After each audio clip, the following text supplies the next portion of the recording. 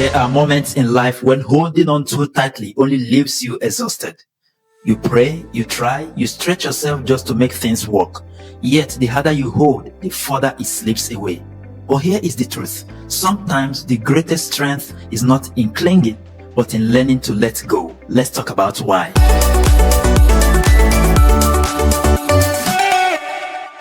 I once knew a young woman who tried so hard to please her friends. She would change her schedule, silence her own dreams, even pretend to be someone else, all in the hope of being accepted. But no matter what she did, they kept pulling away. She spent nights asking herself, what did I do wrong? Until one day, she realized this truth. Not everyone who starts the journey with you is meant to finish it with you. Some people are in your life for a reason, some others only for a season. Not everyone will be there for a lifetime. And this is where many of us struggle. We spend so much energy holding on to situations that have already served their purpose.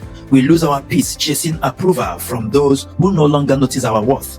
We wear ourselves out trying to keep together what life itself is gently showing us to release. But let me pause here and say this clearly. Before you let people go, make sure you are not the problem. Sometimes what we call rejection is really correction. Sometimes what we think is betrayal is really feedback about something inside us that God wants us to fix. That's why reflection and discernment are so important. Ask yourself, is this really a season to release, or is this a season to grow? Only then will letting go truly set you free, because when it is truly time to release, you will discover freedom.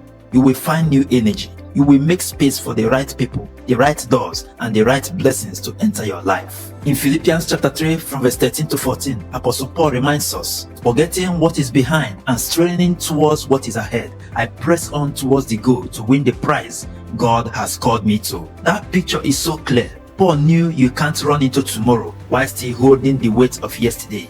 And God is whispering the same truth to us today. Letting go doesn't mean you have lost. It doesn't mean you have failed. It means you are making room for His redirection. Because every release is really an invitation into what He has already prepared for you. So let me ask you, what are you still holding on to that is quietly draining your peace? Is it a habit, a mindset, or even the weight of people's opinions? And just as important, where do you need to pause, reflect, and ask, Lord, is it me that needs to change? If after reflection you know it's time to release, I want you to write in the comments, I choose to let go. Say it with faith, because sometimes freedom is found in surrender. My dear friends, the moment you release your grip, God begins to move. When you surrender, He provides. And when you let go, you finally give yourself room to grow. If this message blessed you, don't keep it to yourself. Like it, share it with someone who needs hope, and subscribe for more stories that uplift and inspire. My name is Johnson, or you can call me Bros J. Till I see you in the next video, I say to you as always, arise